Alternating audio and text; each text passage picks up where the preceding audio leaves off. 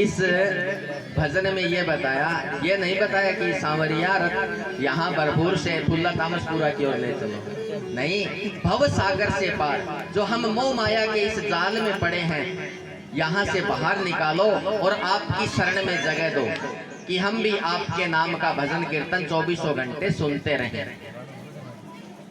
ये बताया इस भजन के माध्यम से हम सभी को। बोलिए वृंदावन बिहारी लाल की जय। जय जय श्री राधे श्याम। कल हम सभी ने कथा में प्रवेश किया, कथा में रसपान किया। कल हम सभी ने भरत चरित्र, ध्रुव जी की कथा और अजामिल जी की कथा, भगवान शंकर जी का विवाह,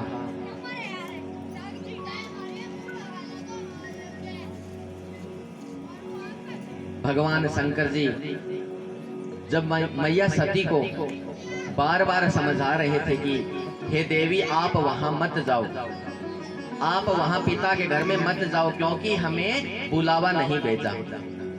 भगवान शंकर जी सती मैया के माध्यम से हम सभी को समझा रहे थे कि जहां कभी निमंत्रण ना हो, भी बुलावा ना आए, वहां पर कभी जाना नहीं चाहिए।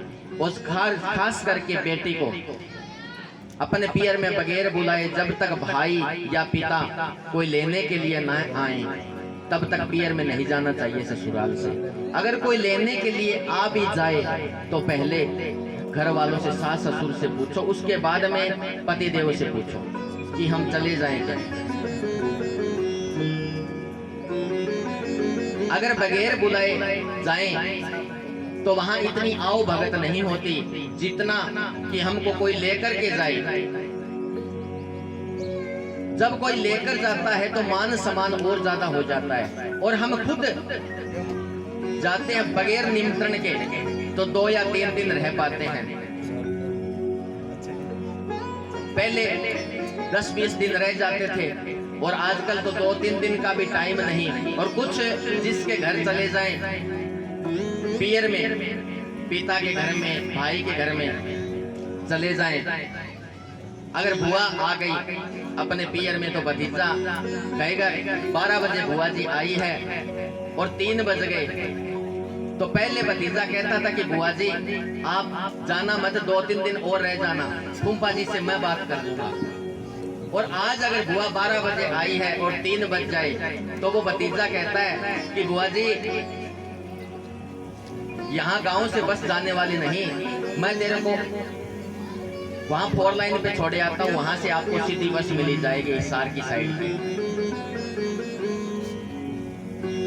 श्रीमद् भागवत कथा ये कहती है कि ऐसा नहीं होना चाहिए। कल भाई साहब ने भी आपको बताया था बहन बेटी के बारे में।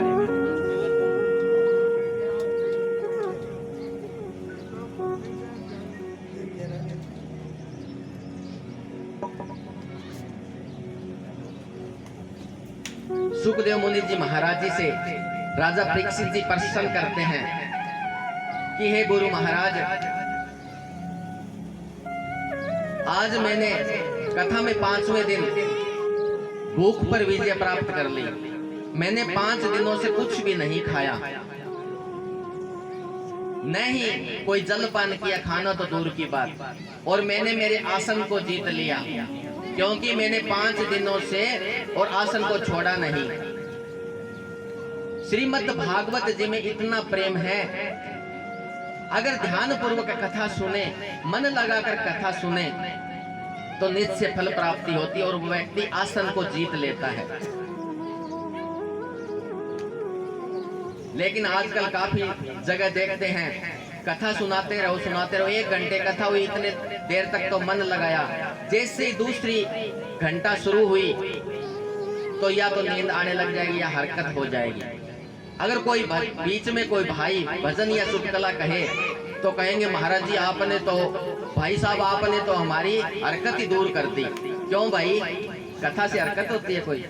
नहीं। अरे भगवान के नाम से हरकत होगी तो फिर तो संसारिक तौर तरीकों में हरकत है ही।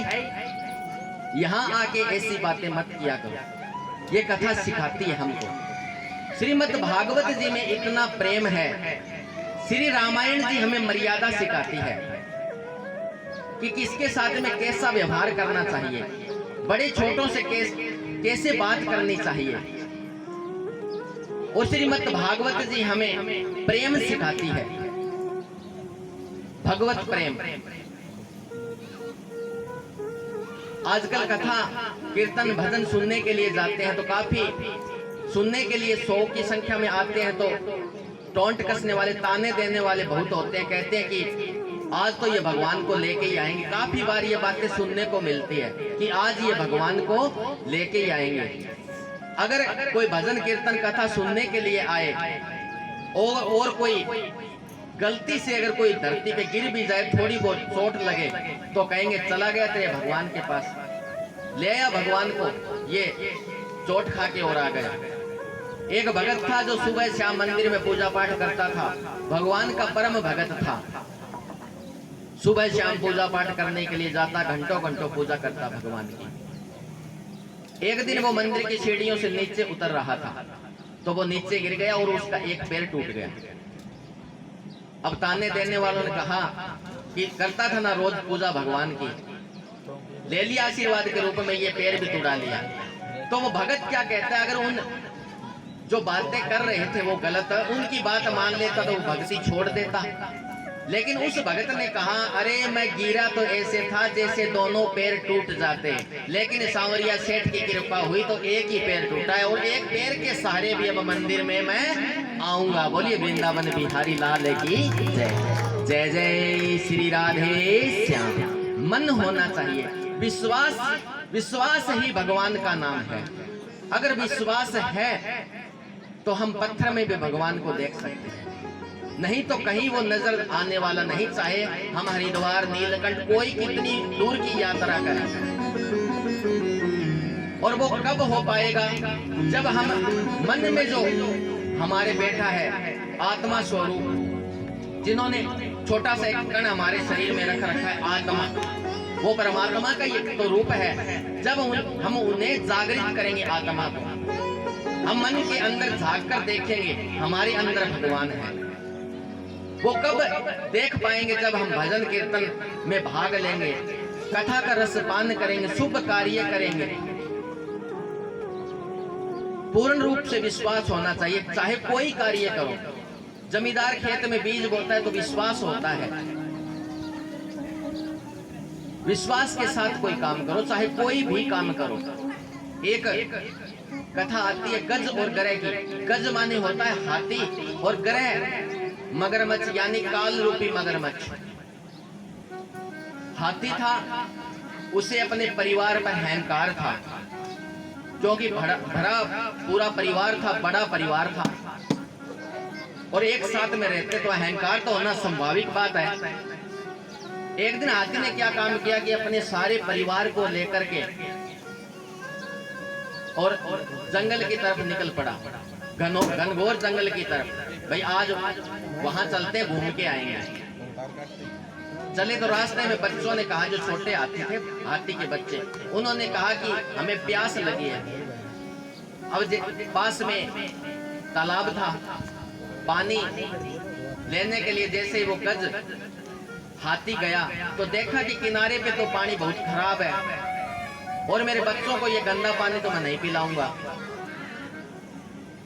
भाई हर माँ बाप की सोच होती है कि चाहे हम कैसा ही खाएं, लेकिन बच्चे को अच्छा खाना, अच्छा सुंदर स्वस्थ भोजन करवाएं। तो हाथी ने सोचा कि किनारे पे तो बहुत खराब पानी है, मैं थोड़ा सा और आगे जाता हूँ और साफ पानी लेकर आता हूँ और मेरे बच्चों को पिलाऊंगा।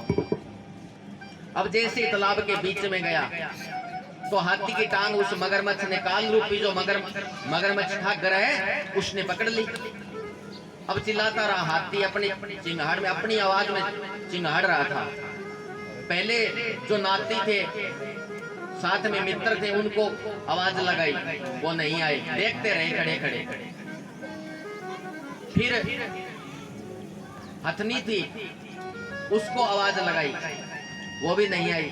बच्चे थे, उनको बोला भी आपके लिए तो मैं पानी लेने के लिए गया था, आप तो बचा लो, वो भी नहीं आई। खुद ने सोचा कि मैं स्वयं को, मेरे अपने आप को मैं ही बचा लूंगा। काफी कोशिश की, लेकिन असफल रह गया उस कोशिश में भी। अंत में याद आई कि मैं भगवान को भी पुकार लूं।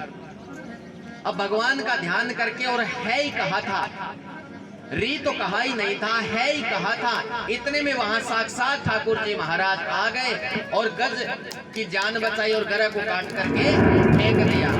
विश्वास था।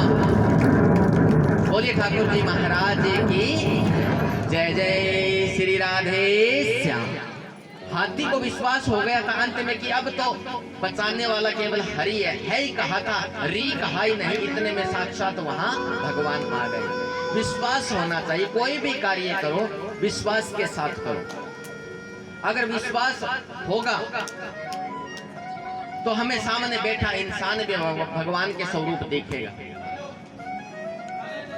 अगर मन में हमारे खोट है तो वो भी सामने वाला भी खराब दिखाई देगा।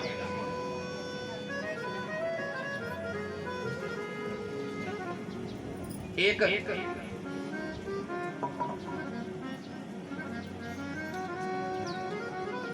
नई घर में बहू आई और वो बहू थी कि कभी पूजा पाठ करती नहीं थी, नास्तिक परिवार से आई थी। कहते हैं ना कि अगर बच्चों को अच्छे संस्कार बहन बेटी को देंगे तो वही आगे जाके करेंगे, अगर गलत संस्कार उनको देंगे तो वही गलत आगे जाके करेंगे। उनके परिवार वाले भी नहीं मानते थे भगवान को। परिवार वाले नहीं मानते थे तो वो कैसे माने। जिस घर में ब्याह के आई थी वो सासू माँ थी, वो भगवान की परम भगत थी। लड्डू गोपाल घर में ला रखा था। अब जैसे ही सुबह के 4 बजे और लड्डू गोपाल को नहलाया धुलाया करती तो एक भजन गुनगुनाती वो सासू माँ। जब वो भजन गुनगुनाती तो वो बहू देखती कि मेरी तो नींद खराब कर दी। जैसे कई बार हर रोज मान लो मंदिरों में सुबह सुबह भगवान के भजन चलते हैं तो काफी लोग ये कहते हैं कि हमारे बच्चे पढ़ नहीं पाते, इनको बंद कर दिया करो या टाइम से चलाया करो। अगर वो पढ़ेंगे तो चाहे पास में कितना ही शोर शराबा क्यों ना हो वैसे ही पढ़ लेंगे। शहर में बच्चे पढ़ते हैं क्या? वहां पे शोर शराबा नहीं होता, वहां वायु प्रदूषण नहीं होता, वहां हमसे ज्यादा होता है। लेकिन सोच ऐसी है तो क्या करें। तो वो बहू सोचती रोजाना की सासू माँ तो पता नहीं 4 बजे क्या लगा देती है, सोने नहीं देती। और वो सासू माँ एक ही भजन गुनगुनाती, क्या? मेरे जीवन के आधार मेरे राधा रमण सरकार, मेरे जीवन के आधार मेरे राधा रमण सरकार, मेरे जीवन के आधार मेरे राधा रमण सरकार, मेरे जीवन के आधार मेरे राधा रमण सरकार। एक भजन गुनगुनाती तो बहू पहले दिन देखा उसने कि नींद खराब कर दी आज तो मेरी। ऐसे ही दूसरा दिन हुआ तो दूसरे दिन भी सासू माँ ने वही कार्य किया। 4 बजे उठी और वही भजन गुनगुनाना शुरू कर दिया। मेरे जीवन के आधार मेरे राधा रमण सरकार, मेरे जीवन के आधार मेरे राधा रमण सरकार। ओ मेरो राधा रमण मेरो राधा रमण मेरो राधा रमण मेरो राधा रमण, मेरे जीवन के आधार मेरे राधा रमण सरकार, मेरे जीवन के आधार मेरे राधा रमण सरकार। अब वही वो भजन गुनगुना रही है तो बहू ने 2 दिन देखा, 3 दिन देखा, 4 दिन देखा। अब तो धीरे धीरे करके और बहू भी पूजा में मन लगाने लगी कि हो सकता है ये भजन गुनगुनाने से कोई मेरे को भी अच्छी सीख मिल जाए। 1 महीने तक देखती रही। जैसे ही सुबह के 4 बजे तो अपनी खिड़की खोले और पर्दे के झरोके से देखे तो सासू माँ वो भी भजन गुनगुना रही है। मेरे जीवन के आधार मेरे राधा रमण सरकार, मेरे जीवन के आधार मेरे राधा रमण सरकार, जीवन के आधार मेरे राधा रमण सरकार, मेरे जीवन के आधार मेरे राधा रमण सरकार। अब रोज वो बहू देखती रही तो समझ में आ गया कि मैं भी सासू माँ के साथ कुछ पूजा पाठ करूं। अब शर्म करते करते वो भी आ गई पास में और कहने लगी, सासू माँ इनकी पूजा में ऐसी क्या बात है, मेरे को आप बताओ, कि आप मेरे को बताओ। अब सासू माँ ने कहा, बेटी पास में बैठ जाओ, जो भजन मैं गुनगुनाती हूँ वो आप भी मेरे साथ में गुनगुनाती रहो। अब तो बहू और सासू यानी माँ और बेटी दोनों वो भजन गुनगुनाने लगी। क्या? मेरे जीवन के आधार मेरे राधा रमण सरकार, मेरे जीवन के आधार मेरे राधा रमण सरकार, मेरे जीवन के आधार मेरे राधा रमण सरकार। अब वो भजन गुनगुनाने लगी सासू माँ और वो बेटी बहू दोनों। तो एक दिन सासू माँ ने विचार किया कि बेटी मैं हरिद्वार गंगा का स्नान करके आती हूँ और पीछे से लड्डू की सेवा तेरे को करनी है और लड्डू को टाइम से भोग लगा देना। लड्डू को खाना खिलाना अवश्य जरूरी है, अगर लड्डू को खाना नहीं खिलाया तो पूजा भंग हो जाएगी। अब बहू ने कहा, ठीक है माँ जी आप जाओ। अब बहू भी पीछे से सेवा करने लगी, स्नान करवा दिया और वो भजन गुनगुना रही थी। सोचा कि पूजा करो, कर दी लड्डू गोपाल की, स्नान वगैरह ध्यान वगैरह सब कुछ करवा दिया, सेंट क्रीम सब कुछ लगा दिया। सोचा अब मैं भोग लगाती हूँ। अब भोग लगाने के लिए बना करके लेके आई अच्छे अच्छे पकवान। सोचा कि भगवान को मैं भोजन करवाऊं। अब काफी देर तक इंतजार किया, भगवान ने भोजन नहीं किया। फिर कहा कि भगवान हो सकता है कोई कमी रह गई हो भोजन में, दोबारा से बना कर लेके आती है। अब बहू दोबारा से बना करके लेके आई। ऐसे करते करते तीसरी बार चौथी बार शाम तक इंतजार करती रही। शाम को वहां भगवान आ गए और भोग लगा लिया। अब तो वो भगवान को कहने लगी कि आप मेरे पास में रहो, आप जाओ मत, मेरी सासू माँ को बताना है कि आप स्वयं आए थे और आपने भोजन किया था।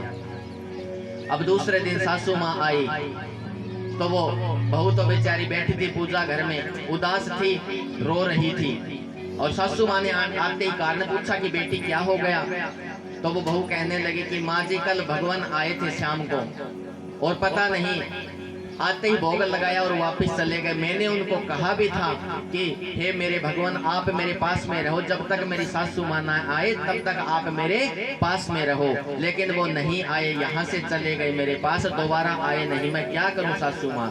तो सासू माँ उसकी कहती है कि बेटी जरूर आएंगे, विश्वास रख। वो सासू माँ क्या कहती है, आशा रख पगली आएंगे, आशा रख पगली आएंगे, आशा रख पगली आएंगे, आएंगे हरि आएंगे, आएंगे हरि आएंगे, आशा रख पगली आएंगे, आशा रख पगली आएंगे। ये भजन गुनगुना रही थी सासू माँ। इतने में भगवान साक्षात रूप में वहां आ गए और आकर के दोनों सासू और बेटी दोनों सासू बहू को दोनों को आशीर्वाद दिया और वहीं अंतर ध्यान हो गए। बोलिए वृंदावन बिहारी लाल की जय जय।